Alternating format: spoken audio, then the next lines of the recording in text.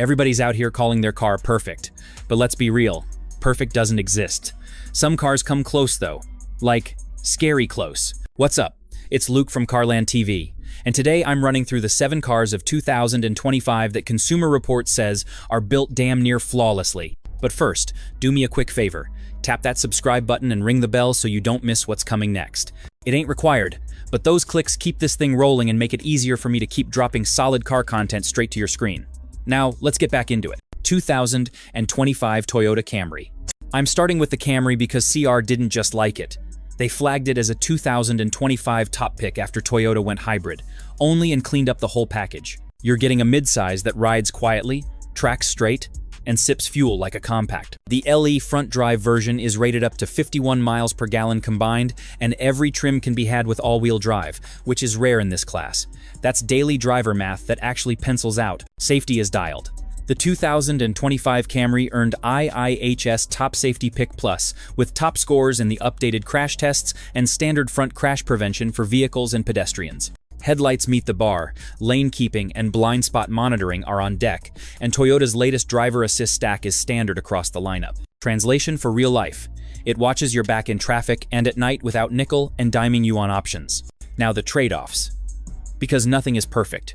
If you jump to the heavier, sport-tuned trims with AWD, efficiency drops versus the LE front-wheel drive.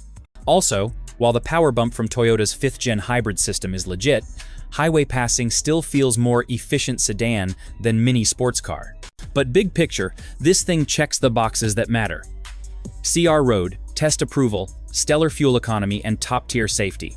If you want to set and forget midsize that just doesn't cause drama, the Camry is the one I'd put at the front of the line. 2025 Nissan Sentra. Here's why the Sentra earned a real seat at this table.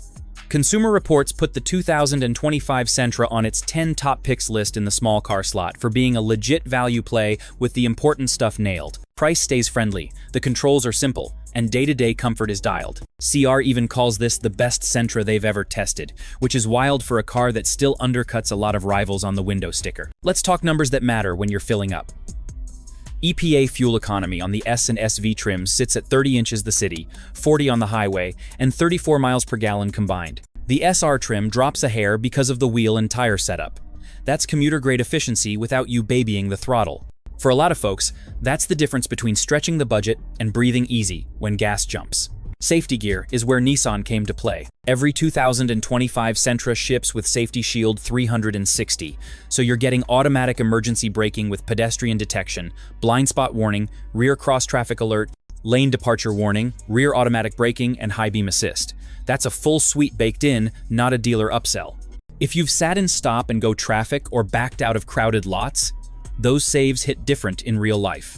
Now the part you came for, twin. The Sentra's 2-liter with a CVT is tuned for calm, not speed runs.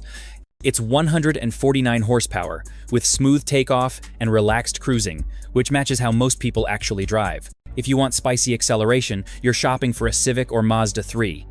If you want low drama that still feels planted and quiet on rough pavement, this one brings it. Seriously, it isn't flawless. IIHS results on the updated tests are mixed, and the headlights rating drags. That's the trade-off that keeps it from GOAT status. But if you want a small sedan that earns CR's blessing, sips fuel, packs standard safety, and stays affordable, the 2025 Sentra is a bet I'd put real money on. 2025 Subaru Forester. This one makes the cut because CR's 2025 top picks put the Forester at the front of the compact SUV class for doing the everyday stuff right. The redesign keeps the traits that matter on the road. Huge glass for visibility, an easy cabin, and a ride that stays composed when the pavement gets choppy. That's exactly how Consumer Reports describe the 6th-gen update. And it's why the Forester keeps showing up on their shortlists year after year. Specs that hit real life. Every Forester runs standard Subaru symmetrical all-wheel drive and EyeSight driver assist. The base MSRP posted by Subaru is around 30 grand, and the EPA ratings land up to 26 inches. The city, and 33 on the highway, which is strong for a boxy all-wheel drive rig. Cargo volume with the seats down clears the mid-70 seconds cubic foot mark on Subaru's materials, so loading bikes or a Costco run is zero stress. If you're tracking ownership math, those numbers are the difference between fits most weekends and fits all weekends. Safety is where this thing goes to work. The 2025 Forester earned an IIHS Top Safety Pick Award with strong scores in the updated crash tests, and Subaru announced a Top Safety Pick Plus for non-wilderness trims earlier in the year. Either way, you're shopping for a small SUV that clears the crashworthiness bar and brings modern crash avoidance baked in. That's clutch for dense traffic, rainy nights, and the parking lot chaos we all deal with. Trade-offs, so it stays honest. The 2.5-liter and CVT combo is tuned for smoothness, not hot laps.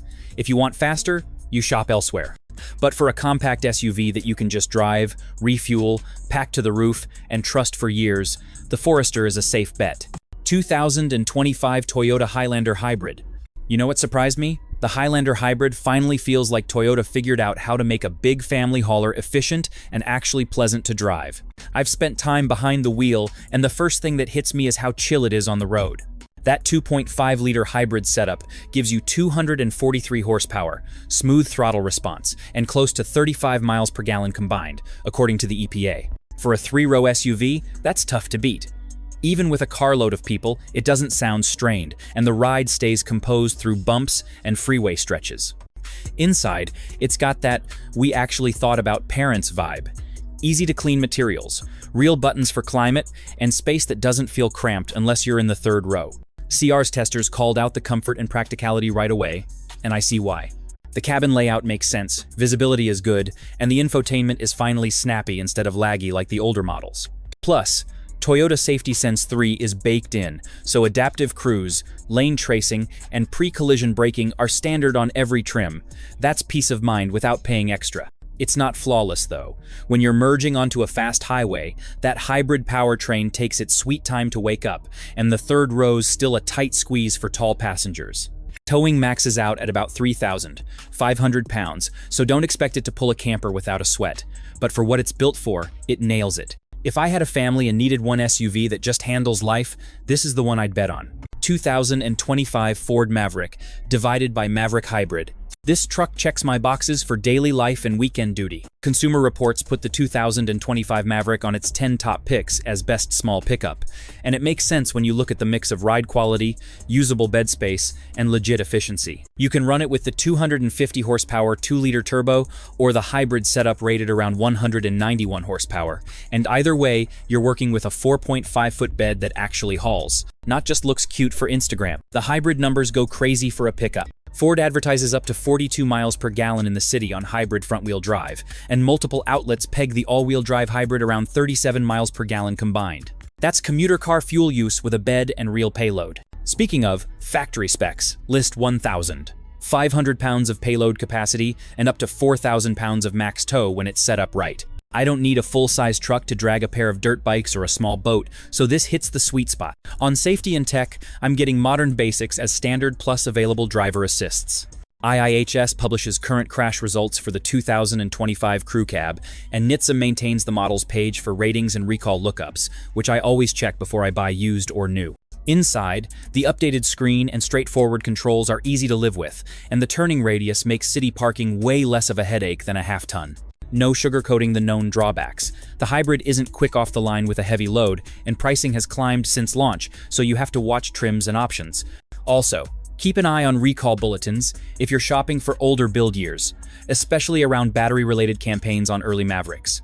But as a small truck that saves fuel, hauls real stuff, and earned CR's top pick nod, this one's a bet I'm happy to make. 2025 Toyota RAV 4 plug-in hybrid. I like this pick because it solves the daily grind with numbers that actually move the needle.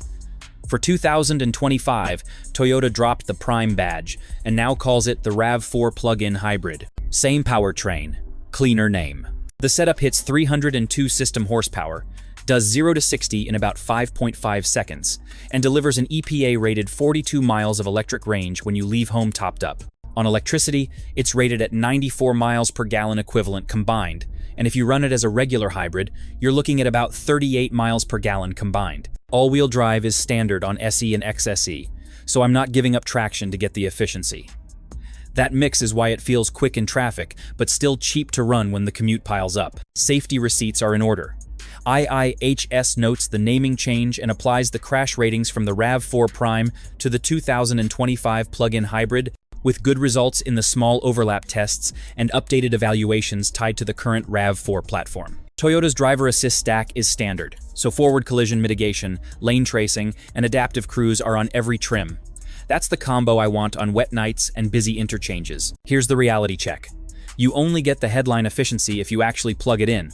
If your routine never includes charging, the ownership math starts to look like a regular hybrid. Also, plug-in hybrids as a group still show more issues than gas models in CR's broad reliability survey, even though the gap has been shrinking year over year. So I treat this one like a performance-leaning efficiency play with homework attached. If you can charge at home or work and want a compact SUV that rips off the line yet sips on most days, this RAV4 PHEV is money, no cap.